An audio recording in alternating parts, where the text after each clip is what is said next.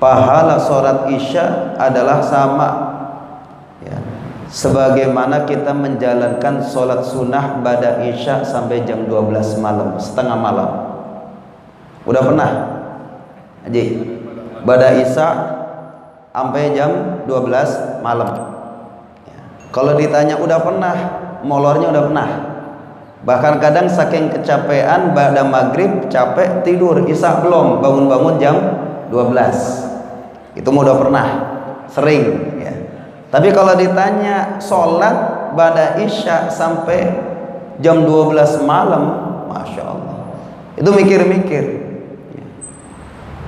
Tetapi sholat isya secara berjamaah maka sama, seakan-akan dia sholat sunnah setengah malam.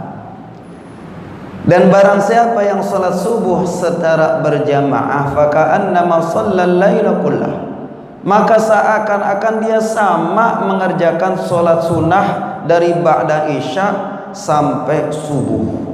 Masya Allah.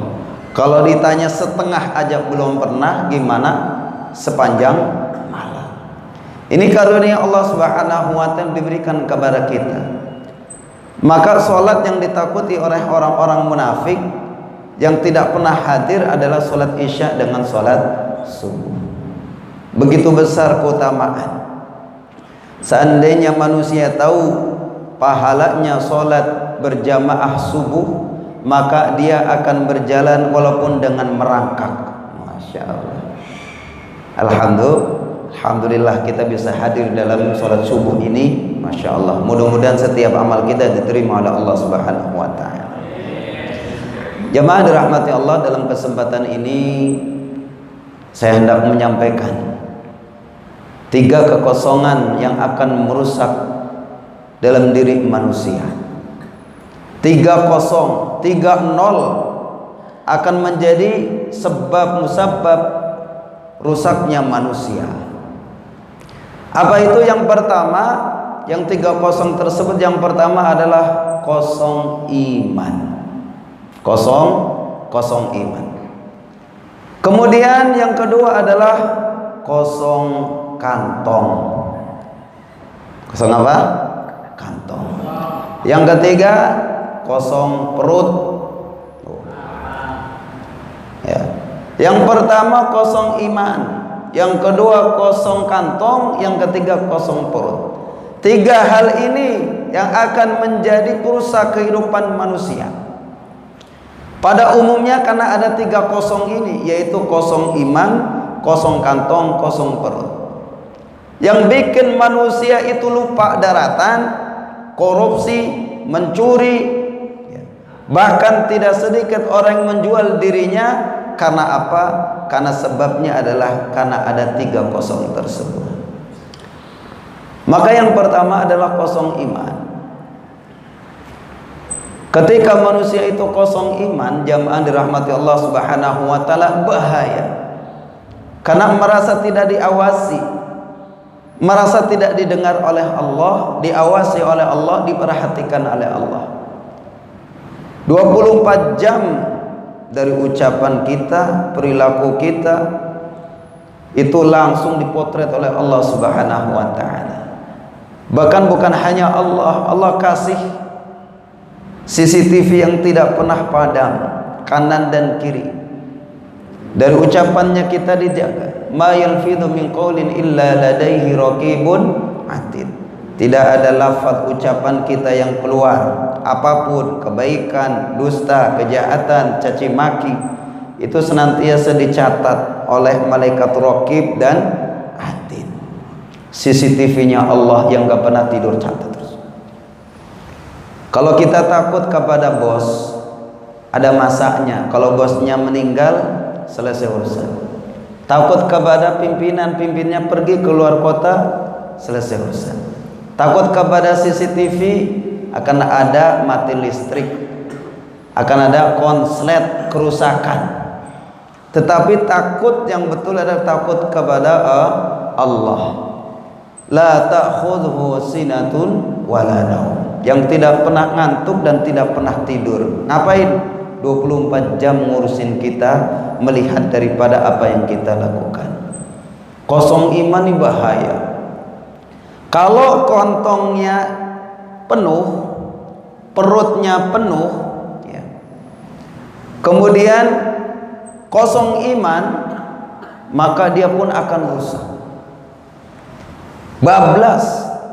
Tetapi walaupun kantongnya kosong, perutnya kosong, imannya masih ada, itu bisa ngerem, bisa ngerem.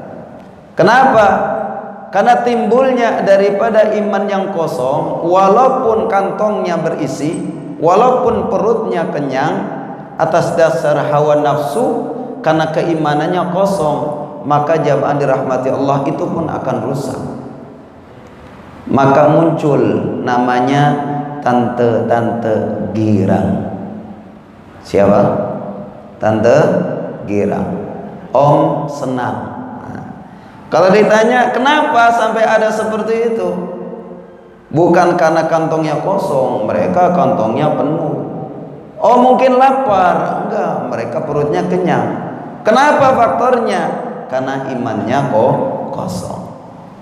Kalau iman sudah kosong, apapun dia lakukan, karena Allahnya sudah ada, tidak ada lagi dalam dirinya, sehingga hidup semaunya dia. Apa yang dia lakukan terserah dia. Ketika ini sudah kosong, jamaah dirahmati Allah, bahaya. Dalam kehidupan yang singkat, ya, dalam pentas dunia ini berbahaya kalau imannya kok kosong. Bagaimana caranya supaya imannya ngecas terus nih, jangan sampai kosong?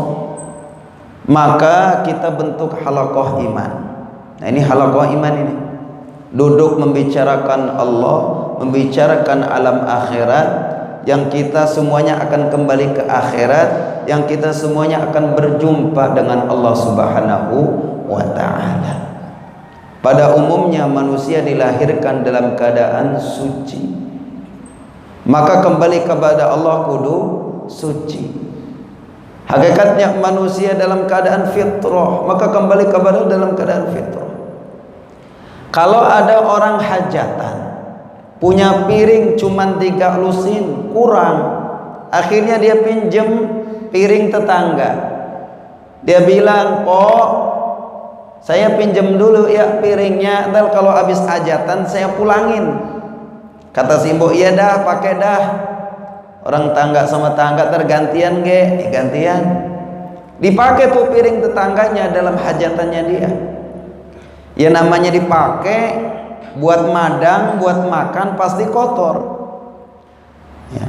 Tetapi orang yang minjem piring ini kagak tahu diri, udah dipinjemin gratis, bersih, ya, dipakai sama dia, kotor, bahkan sebagian piring itu pecah, tiba-tiba dikembalikan sama orang yang punya piring. Kira-kira, ya, orang itu bakal marah apa enggak? Marah. Dikasih piring bersih, dipinjamkan dengan cuma-cuma, kemudian dipulangkan dalam keadaan belum dicuci, kotor, bahkan ada yang pecah. Coba kita renungkan diri kita. Kita diciptakan dalam keadaan suci. Allah kasih modal iman untuk hidup ini. Bahkan kita sudah mengaku, qalu bala syahidna, kami sudah mengakui bahwa Allah adalah Tuhan kami. Sudah ada perjanjian iman di alam ruh. Kita lahir ke dunia keadaan suci, besar, makin kotor keimanan kita, hati kita, mulut kita, telinga kita. Kemudian ada masanya kita kembali kepada Allah dalam keadaan kotor, dalam keadaan bahkan pecah imannya. Maka pasti Allah akan murka. Maka sebelum ada panggilan kepada Allah Subhanahu wa ta'ala, yang pertama perbaiki iman kita, jangan sampai pecah. Waktu boleh berubah, tapi iman jangan sampai goyah. Apabila iman sudah goyah, bahaya. Iman sudah tidak ada, maka apa yang terjadi adalah kerusakan. Di zaman Sayyidina Umar radhiyallahu anhu sebagai khalifah, pas lagi keliling-keliling, ini biasa kalau orang dulu sebagai khalifah itu keliling kerjaannya, belusukan kalau bahasa kita mah, cuma malam-malam belusukannya bukan dipotret, bukan divideoin ya, di medsos segala macam. Belusukan benar-benar hanya dia, pembantunya dengan Allah yang tahu. Pergi bersama si Aslam pembantunya, berjalan mengelilingi itu kota. Terdengar ada dialog anak perawan sama ibunya. Ini keduanya ta'ala adalah seorang penjual susu, jualan susu, lagi kongko. Dia kagak tahu kalau Amirul Mukminin lewat, lagi dengerin, nguping. Kata ibunya, "Nah, ini susu kalau seliter kita campurin dengan air seliter kan orang bisa kelihatan. Kita tambahin gula biar untungnya banyak." Ya. Emaknya ngajarin curang tuh, susu seliter ditambah air seliter supaya lebih banyak, untung gede. Kata anaknya, "Jangan. Ini adalah perbuatan yang tidak patut. Nanti Amirul Mukminin marah kalau dia tahu." Kata ibunya, "Nggak bakalan marah, dia makan orang ada. Paling dia lagi tidur, kan kita doang yang tahu." Tetapi apa yang keluar daripada ucapan anak perawan tadi, dia bilang, "Memang Amirul Mukminin itu tidak tahu, memang Amirul Mukminin itu sedang tidur, tetapi yang menciptakan kita, yang menciptakan Amirul Mukminin, yang menciptakan kita semua tidak pernah tidur dan tidak pernah lalai kepada diri kita." Masya Allah. Itu Sayyidina Umar radhiyallahu anhu menangis. Masih ada anak perawan yang akidahnya, imannya luar biasa. Masya Allah. Bagaimana dengan anak perawan sekarang? Luar biasa juga, luar biasa juga. Bangga kalau dibonceng sama cowoknya yang pakai Ninja 2,5. Padahal kagak tahu tuh Ninja minjem apa boleh ngutang. Udah bangga baik, cengar cengir. Bangga kalau maksiat, bangga kalau pacaran. Masya Allah, diposting dan lain sebagainya. Orang dulu mah bangga ketika imannya luar biasa, akidahnya benar, tidak tergoyahkan dengan keadaan. Sekarang mah yang namanya iman, jamaah dirahmati Allah, diuji. Yang namanya lapar, kantong kosong, iman bisa lepas. Di Cianjur Selatan, orang keluarga bisa berpindah agamanya gara-gara apa? Cuma ditukar dengan sekarung beras, kemudian 1 kardus Indomie. Udah begitu, lepas syahadatnya. Masa na'udzubillah. Masa ditukar iman kita dengan sekardus Indomie. Maka jamaah dirahmati Allah, ini pentingnya untuk mengusahakan iman. Kalau kita boleh bayangkan punya HP dipakai terus buat internetan, buat telepon, buat YouTubean, lama-kelamaan kan baterainya lowbat, lemah. Kalau sudah lemah bisa chattingan, nggak bisa, mati total. Satu-satunya cara yang kita lakukan adalah cari charger, colokin supaya ngisi. Kadang-kadang kita kagak sabar, baru ngisi sedikit udah cabut lagi. Ya, baru 13%. Pengen lihat WA, pengen lihat ini, kagak sabar. Kalau HP saja dipakai kemudian lowbat, tidak bisa dipakai, bagaimana dengan keimanan kita? Cas iman pagi ini, bentar lagi kita kerja, ngecas iman lagi nanti sore ada pengajian ya. Kalau dibilang dicas sama nggak dicasnya, kebanyakan nggak dicasnya, tapi pemakaiannya boros. Kita baru keluar dari masjid ya, Masya Allah, mata sudah kena dosa, kikis lagi imannya, mulut udah mulai bersendaguro, kemudian keluar kata-kata yang jorok, keluar kata-kata yang dusta, khianat, terkikis lagi imannya. Belum lagi di anggota badan kita, Masya Allah, mata bisa berzina, kuping bisa berzina. Bukan hanya kemaluan saja, pandangan yang tidak dijaga itu pun zina, terkikis lagi imannya. Masya Allah. Apalagi bukan hanya dilihat secara zahir di depan mata, HP sudah ada di genggaman kita. Di situ mau puter apa aja, mau lihat apa aja ada di situ. Itu kuncinya apa? Iman. Masya Allah. Kalau orang dulu pacaran di depan rumah jam 9 malam, bapaknya sudah pegang golong, pulang nggak lu? Pulang. Kalau kagak, kaki lu tinggal separuh doang. Jam 9 pulang. Anak cewek nggak ada yang keluyuran sampai malam-malam. Lah sekarang, masya Allah, kemaksiatan mah sudah bisa dibuka sendiri. Orangnya di sono, kitanya di sini, udah bisa ngobrol. Benar? Suruh buka baju beneran di sono. Ya, dilihatin beneran di sono. Naudzubillah. Sudah segitu praktisnya orang bermaksiat. Artinya kalau ngomongin pemakaian, dosa kita udah kebanyakan banyak, lobet kita. Karena apa? Iman kita menciut kecil. Kalau dikatakan doyan ngaji sama doyan nonton dangdut, orang usah ditanya lah doyanan dangdut daripada ngaji. Padahal itu adalah cas iman.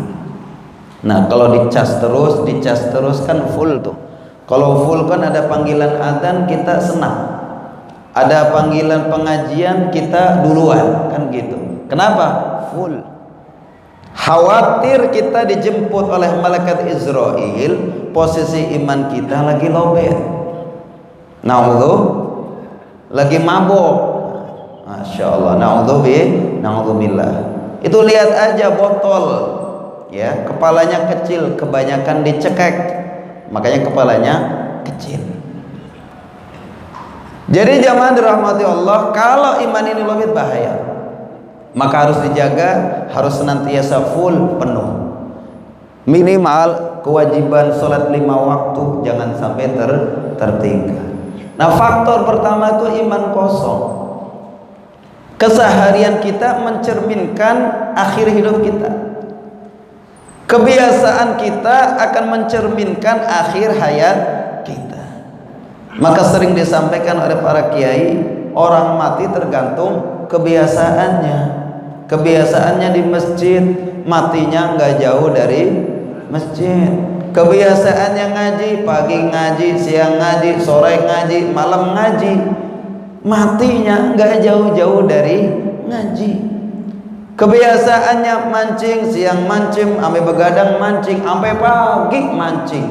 Naudzubillah, khawatir ya, lagi enak-enaknya mancing dipanggil Allah. Kenapa? Takut, hati-hati yang suka mancing. Karena kemarin di Grand Wisata orang mancing, lagi ngerokok, rokoknya jatuh, mati rokoknya. Masya Allah. Ditambah lagi orang yang suka mancing, hidupnya nggak bakal bisa maju. Kenapa? Sekali maju nyebur. Masya Allah. Ya. Jadi tergantung hobinya apa keseharian. Kalau ini buruk, hati-hati. Ya, ini adalah perwakilan daripada isi dan kebiasaan. Dalamnya kotor, maka keluarnya kotor. Ibarat teko. Kalau teko isinya air putih, maka keluar air putih. Isinya susu, keluar susu. Isinya comberan, keluar comberan. Maka ini adalah teko. Tergantung isi hati kita, hati-hati. Khawatir di akhir hayat kita ketika dipanggil, yang keluar daripada hati kita dan lisan kita adalah bukan la ilaha illallah. Diceritakan dalam hadis, diceritakan dalam kitab-kitab keterangan bahwa orang yang hari-hari jualan sayur seikat 1000, sayur seikat 1000, kemudian tidak didasari dengan keimanan ibadah, akhirnya masuk kebiasaan tersebut. Ketika sakratul maut ditalkin la ilaha illallah, yang keluar bukan la ilaha illallah. Satu ikat 1000. Naudzubillah. Itu yang penting. Pertama iman. Yang kedua faktor kosong apa? Kosong kantong. Umumnya orang kosong kantong udah uring-uringan, puyeng, pegang pala. Kenapa? Kantong kering, kantongnya kosong. Kalau kantongnya kosong, perutnya kosong, ada imannya, masih ada rem. Kantongnya kosong, perutnya kosong, imannya kosong, bablas. Maka berapa banyak alasan kalau kita tanya di sana tuh dekat Haji Ali, orang tindak biru, PSK. Tahu PSK? Apaan tuh? Perempuan suka kelon. Perempuan suka kelon. Masya Allah. Itu kalau ditanya umumnya, kenapa sih Mbak kok sampai seperti ini? Ya Pak Ustadz, ya Pak, kita kan faktor ekonomi, gitu. Faktor ekonomi. Biayanya begini gitu. Tetapi yang pertama kali ada faktor iman tadi. Sehingga kadang-kadang kita nggak kuat dengan diuji dengan harta, diuji dengan kemiskinan, iman kita lepas. Maka yang pertama dijaga betul-betul imannya, sehingga akan kuat, akan diberikan keberkahan dalam kantongnya, kemudian akan diberkahkan dalam kehidupannya, perutnya. Kenapa? Sudah punya iman. Maka jamaah dirahmati Allah Subhanahu wa taala, kenapa disampaikan iman lagi? Karena iman ini akan sampai kita bawa mati. Betul. Kita sampai bawa mati. Bahaya kalau kita meninggal tidak membawa iman. Karena istri tidak akan ditanya, anak tidak akan ditanya, harta jabatan tidak akan, sebelum ditanya tentang imannya. Maka betul sebagaimana Agim sampaikan tadi, hati tergantung bagaimana keadaan kebiasaannya. Khawatir kita tidak bisa membawa la ilaha illallah. Maka jamaah dirahmati Allah Subhanahu wa taala, faktor inilah yang akan menjadi perusak dalam kehidupan manusia, yaitu korupsi, mencuri, berbuat sekehendak hati. Karena 3 faktor ini, kosong iman, kosong perut, kosong kantong. Mudah-mudahan Allah Subhanahu wa taala kuatkan iman kita, full iman kita sampai akhir hayat kita mengucapkan la ilaha illallah. Yang kedua, efek daripada keimanan yang sempurna, wa may yatawakkal 'ala Allah fa huwa hasbuh. Kalau orang tawakalnya cakep, imannya cakep, maka Allah akan berikan kehidupannya cukup. Ya. Wa yarzuqhu min haitsu la yahtasib. Allah kasih daripada rezeki yang tidak disangka-sangka. Pernah dapat duit enggak janjian, enggak kenal, dapat duit pernah? Saya pernah. Sering, ya. Datang orang, ya. Orang kenal.